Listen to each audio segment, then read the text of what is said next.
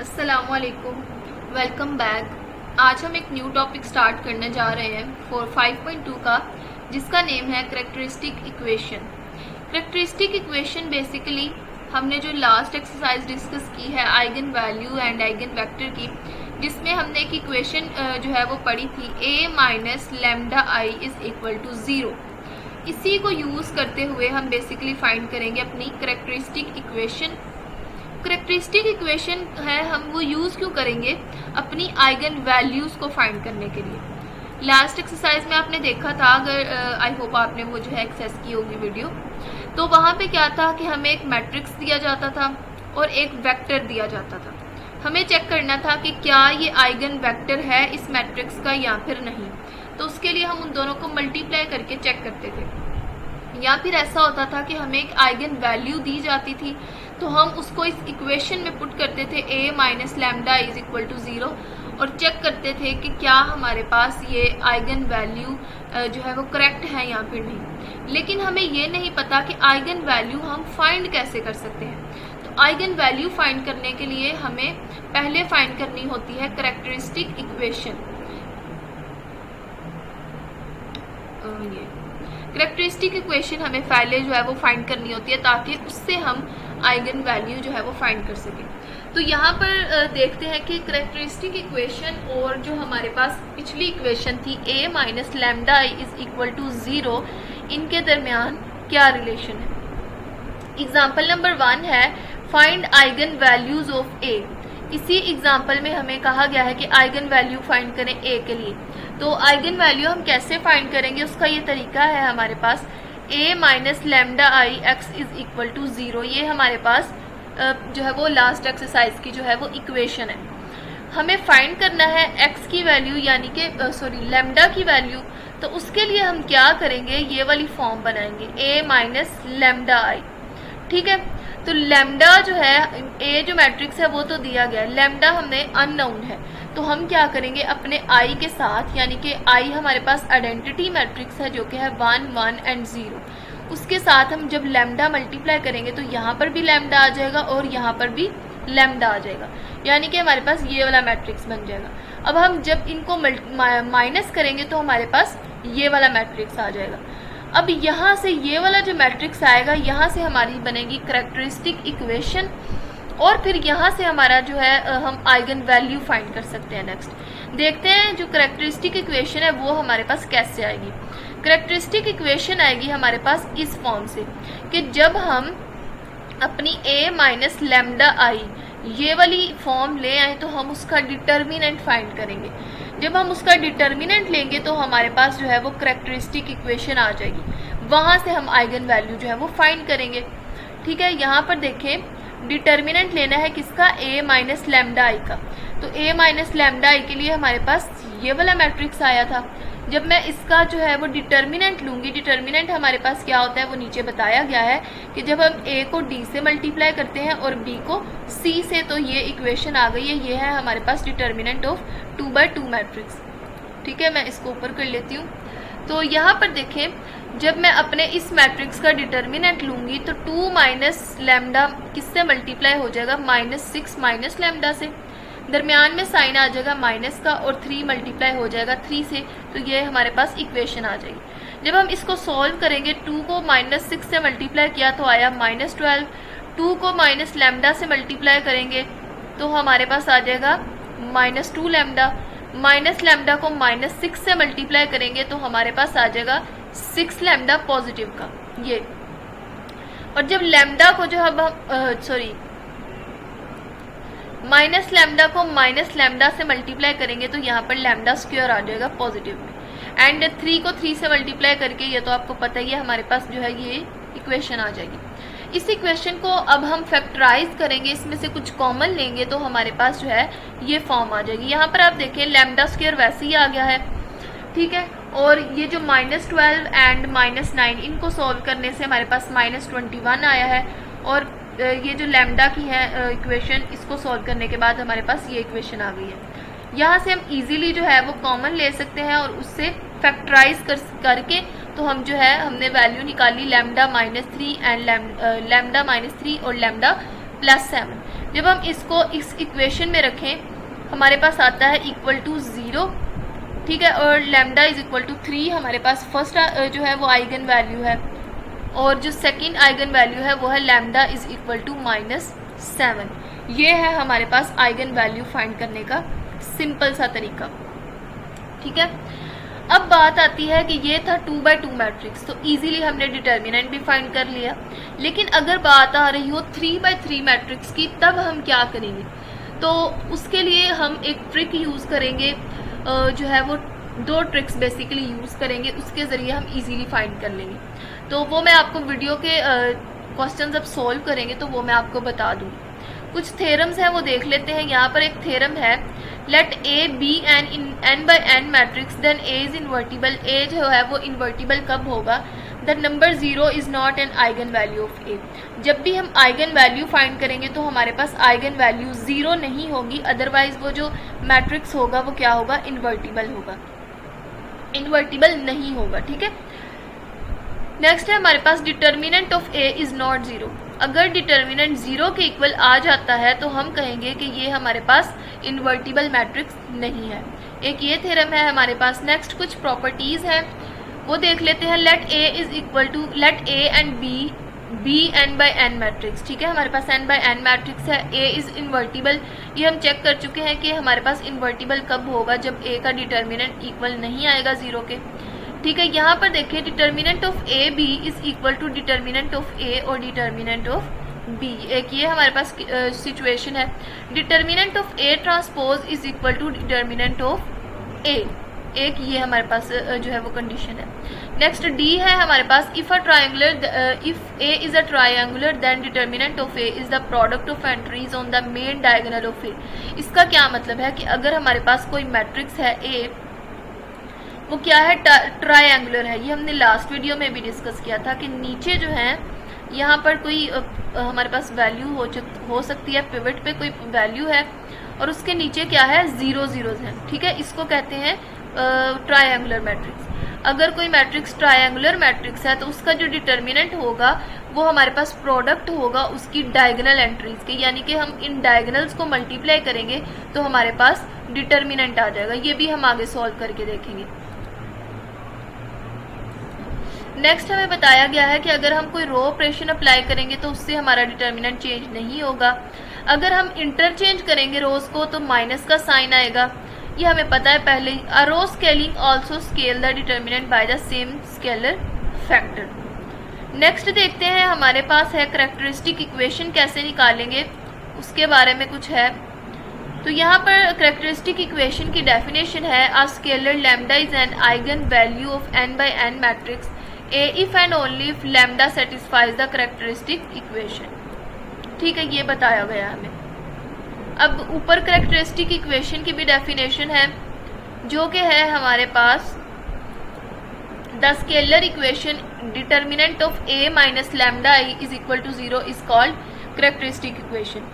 ये हमारे पास कैरेक्टरिस्टिक इक्वेशन की डेफिनेशन है कि जब हमारे पास ये वाली कंडीशन आती है, हम अपनी equation A minus lambda is equal to 0 का डिटर्मिनेंट लेते हैं तो वो हमारे पास कैरेक्टरिस्टिक इक्वेशन आ जाती है। तो यहाँ पर देखिए हम एक एग्जांपल 3 है, उसमें कैरेक्टरिस्टिक इक्वेशन फाइंड करनी है। तो क्या करेंगे? A माइनस लैम्डा I करेंगे। लैम्डा I करने के बाद हमारे पास जो है वो मैट्रिक्स क्या आएगा? Lambda minus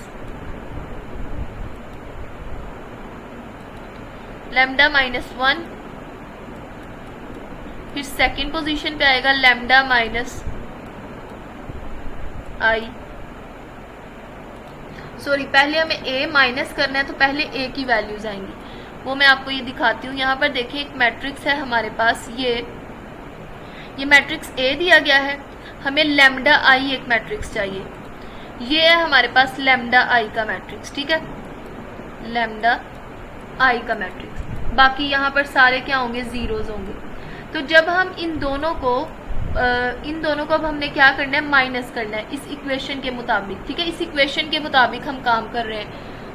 A minus lambda I करना है, तो A माइनस लैम्डा I जब हम करेंगे ना, तो आपने ये बात याद रखनी है कि हमेशा जो डायगोनल वाली एंट्रीज होंगी वो माइनस हो जाएंगी, बाकी हर जगह पे क्या आ जाएगा?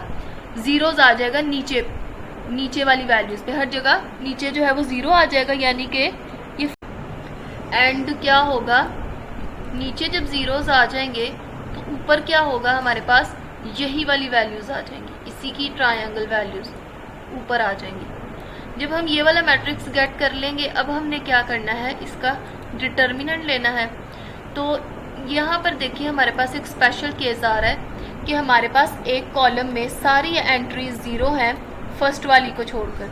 तो जब भी हमारे पास ये वाली सिचुएशन आ रही हो तो उसका डिटर्मिनेंट लेना बहुत ईजी होता है। वो कैसे कि जब मैं 5 माइनस लैम्डा को बाहर निकाल लूँगी और इस रो और इस कॉलम को काट दूँगी, ठीक है। तो जब मैं मल्टीप्लिकेशन अंदर करूँगी तो ये 0 जो है, ये दोनों 0 ये वाला जो 0 है, ये वाला 0 जब ये अंदर मल्टीप्लाई होगा रो एंड कॉलम के साथ तो ये सबको 0 कर देगा। इसका मतलब है इस यहाँ से हमें कोई वैल्यू नहीं मिलने वाली, ठीक है। देन हमने क्या किया, 3 माइनस लैम्डा को बाहर निकाल लिया और इस रो और इस कॉलम को काटा। इसके बाद जो इसके 2 0 हैं, ये भी सारी वैल्यूज़ को मल्टीप्लाई होकर अंदर 0 कर देंगे। मुख्तसर ये कि हमें जो है सिर्फ पिवट पोजीशंस वाली वैल्यूज़ ही मिलेंगी, ठीक है। इनको क्रॉस मल्टीप्लाई करेंगे हमने ये जो है इसके लिए एक थ्योरम भी पढ़ा था कि जब हमारे पास ट्रायंगुलर मैट्रिक्स आ रहा हो तो उसकी जस्ट पिवट पोजीशंस को मल्टीप्लाई करेंगे। तो पिवट पोजीशंस को मल्टीप्लाई जब हम करेंगे तो हमारे पास यहाँ पर आ चुकी है ये करैक्टरिस्टिक इक्वेशन। अब इस करैक्टरिस्टिक इक्वेशन से हमें निकालनी होती है आइगन वैल्यूज़, बट इस क्वेश्चन में हमें जस्ट करैक्टरिस्टिक इक्वेशन का कहा गया है। अगर यहाँ से हमें कहा गया होता आइगन वैल्यूज़ फाइंड करें तो वो हम फिर इसको सॉल्व करके निकालते।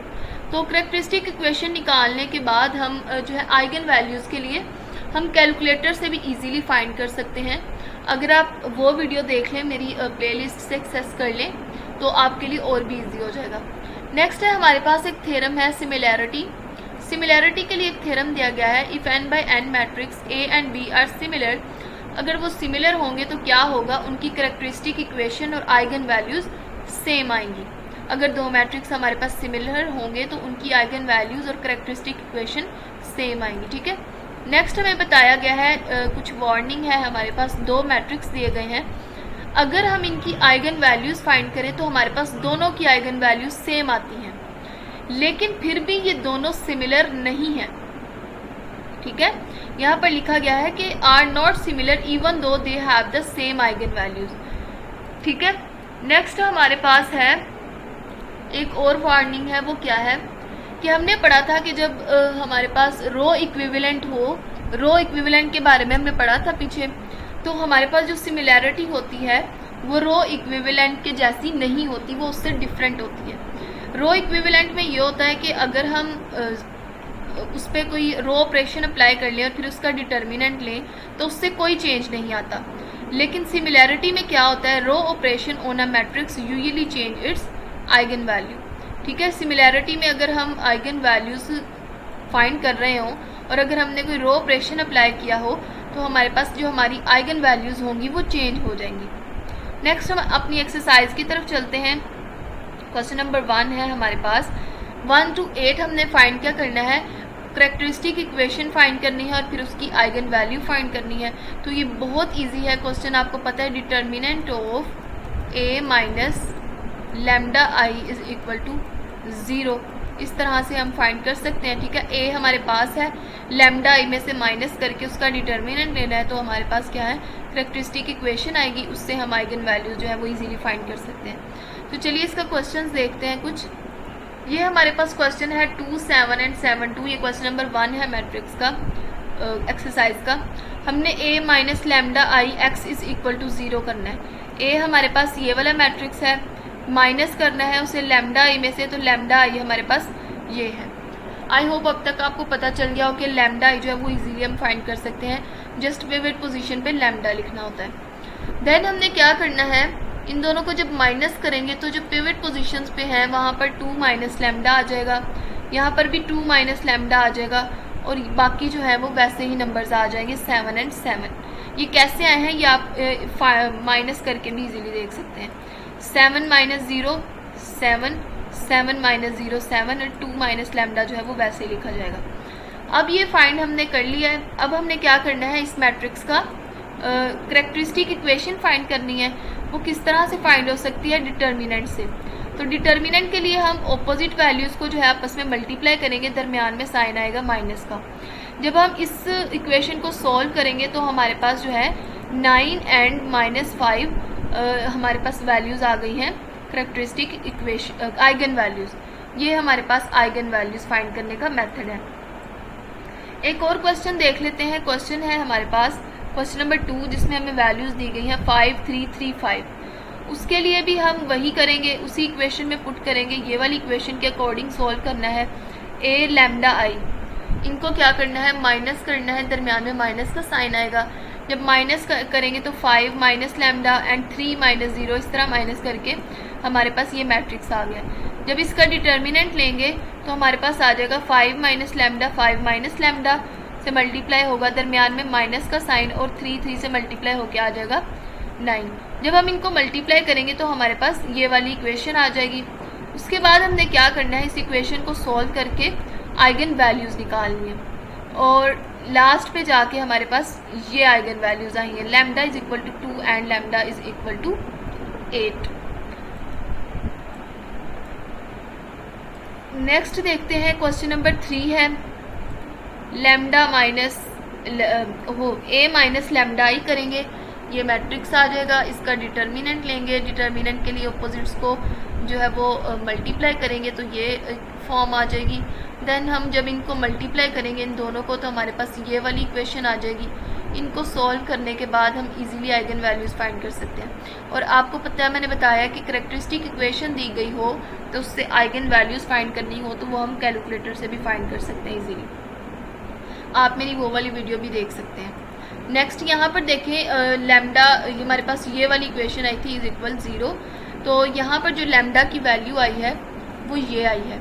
आपको पता है, जब ना निकल रहा हो हमारे पास आंसर तो हम ये quadratic equation, quadratic formula use करके भी वैल्यू निकाल सकते हैं। ये आप पे डिपेंड है कि करैक्टरिस्टिक इक्वेशन को आप किस फॉर्म में सॉल्व करते हैं, कैलकुलेटर से करते हैं, खुद फैक्टराइज करते हैं, ये आप पे डिपेंड करता है। नेक्स्ट हमारे पास आपने क्वेश्चन नंबर 8 तक जो है वो सेम मेथड से क्वेश्चन करने हैं। उनमें करैक्टरिस्टिक इक्वेशन पहले फाइंड करनी है और फिर आइगन वैल्यूज़ फाइंड करनी है। कुछ क्वेश्चन मैं आपको करवा देती हूँ, कुछ आपने खुद सॉल्व करने हैं, ठीक है।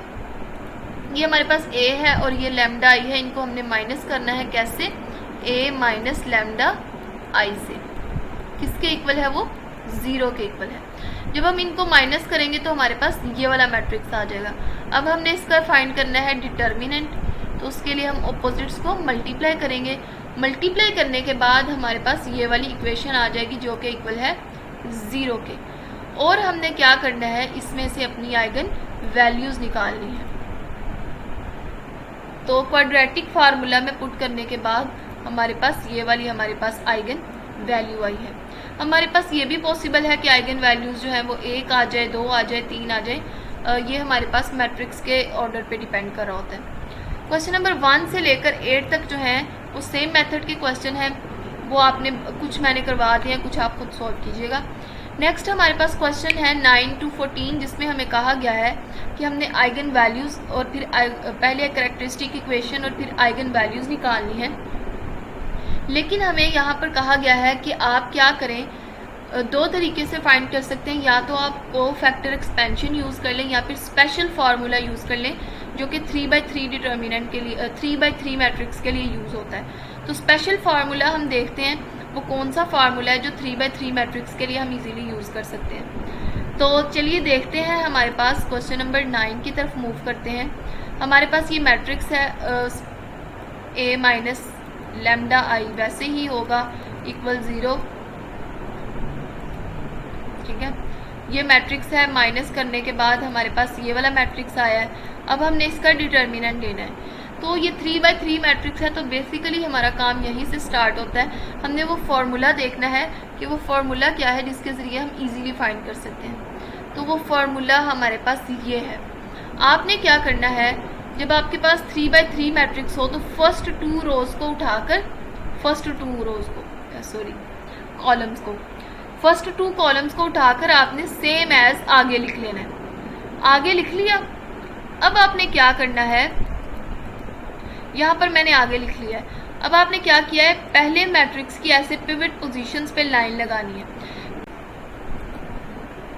पिवट पोजीशंस को मल्टीप्लाई करते जाना है, 1 माइनस लैम्डा को 0 माइनस लैम्डा से और फिर 0 माइनस लैम्डा से, जो भी वैल्यूज होंगी इनको आपने मल्टीप्लाई कर लेना है, अंदर लगाना है प्लस का साइन। अब आपने नेक्स्ट ऐसे लाइन लगा लेनी है, इन पिवट पोजीशन को अंदर में आपस में मल्टीप्लाई करेंगे तो ये 0 वैल्यू है तो ये सबको 0 कर देगी। तो यहाँ पर नेक्स्ट क्या करना है, प्लस का साइन लगाना है। नेक्स्ट थर्ड टाइम आपने अपनी पिवट पोजीशंस को मल्टीप्लाई कर लेना है। मल्टीप्लाई करने के बाद आपने यहाँ पे ध्यान रखना है कि जब हमने एक पिवट पोजीशंस को मल्टीप्लाई किया एक बार तो दरमियान में हमने प्लस का साइन लगाया था। अब हमने क्या करना है, अब नीचे से ऊपर की तरफ जाना है, ठीक है, ऐसे नीचे से ऊपर की तरफ, इस तरह और फिर इस तरह और फिर इस तरह। लेकिन जब हम इस तरह मल्टीप्लाई करेंगे अपनी पिवट पोजीशन को तो दरमियान में जो साइन आएगा वो माइनस का आएगा जब नीचे से ऊपर की तरफ जाएंगे, ठीक है। अब हम इसको इजीली सॉल्व कर सकते हैं, ये इक्वेशन हमारे पास इजीली आ गई है। अगर हम को फैक्टर करते तो हमारे पास लैम्डा की वजह से बहुत कॉम्प्लिकेटेड हो जाता, तो इसलिए ये हमारे पास एक इजी मेथड है। यहाँ से हम मल्टीप्लाई करके इजीली तो अपनी कैरेक्टरिस्टिक इक्वेशन निकाल लेंगे। नेक्स्ट हमारे पास एक इससे भी ज़्यादा इजी मेथड है हमारे पास 3x3 मैट्रिक्स के लिए आइगन वैल्यूज फाइंड करने का, तो वो भी मैं आपको इस क्वेश्चन में हम सॉल्व करके देख लेते हैं। तो चलिए हम उसकी तरफ मूव करते हैं। क्वेश्चन नंबर जितने भी आगे हैं हमारे पास क्वेश्चन नंबर 15 से 9 से 14, तो आपने देखा है क्वेश्चन नंबर 9 जो है वो हमने सॉल्व कर लिया है। अब हम इनमें से कोई क्वेश्चन ले लेते हैं जिसे हम किसी सेकंड मेथड से जो है चेक करके देखते हैं, ठीक है। तो यहाँ पर मैं क्वेश्चन नंबर 10 ले लेती हूँ, आप कोई भी क्वेश्चन लेकर चेक कर सकते हैं, ठीक है। क्वेश्चन नंबर 10, 11, 13, 14 आप कोई भी क्वेश्चन ले लें। तो मैं क्वेश्चन नंबर 10 या फिर क्वेश्चन नंबर 10 ही ले लेती हूँ और उससे सॉल्व करके देखते हैं दूसरे मेथड से। तो मैं इसको ट्रांसफ़र कर लेती हूँ, फिर आपको दिखाती हूँ। ये मैंने अपना मैट्रिक्स जो है वो लिख लिया है। आपको पता है सबसे पहले हमें क्या करना होता है, a minus lambda I is equal to 0 करना होता है, ठीक है। ये वाला जो स्टेप होता है ना, a माइनस लैम्डा आई, ये आपने कर लेना है, ये आपने स्किप नहीं करना। लेकिन जो हमारा जो ट्रिक है उसके अंदर हमारा लैम्डा आई का कोई काम नहीं है। लैम्डा आई के बाद जो मैट्रिक्स आता है यानी कि a माइनस लैम्डा आई को सॉल्व करने के बाद हम क्या करते हैं, उस मैट्रिक्स का डिटर्मिनेंट लेते हैं। लेकिन जो हम ट्रिक सीखने वाले हैं उसमें हम इसी मैट्रिक्स को यूज़ करके तो अपनी वैल्यूज़ निकाल लेंगे। लेकिन आपने ये वाले जो स्टेप हैं a माइनस लैम्डा आई, ये वाले स्टेप आपने करने हैं। ऐसा नहीं कि आप ये स्टेप छोड़ देंगे। अगर आप ये स्टेप छोड़ देंगे तो आपके जो है वो आंसर्स कट जाएंगे, मार्क्स कटेंगे। तो चलिए हम स्टार्ट करते हैं। मैं ये रिमूव कर देती हूँ।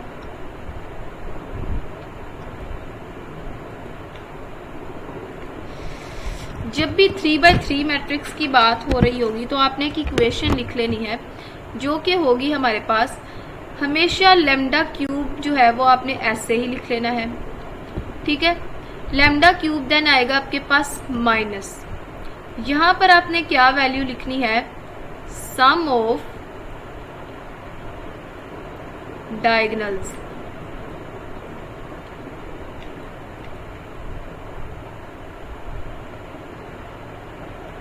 सम ऑफ डायगोनल्स के लिए आएगी वैल्यू, किसके लिए, लैम्डा क्यूब स्क्वायर की।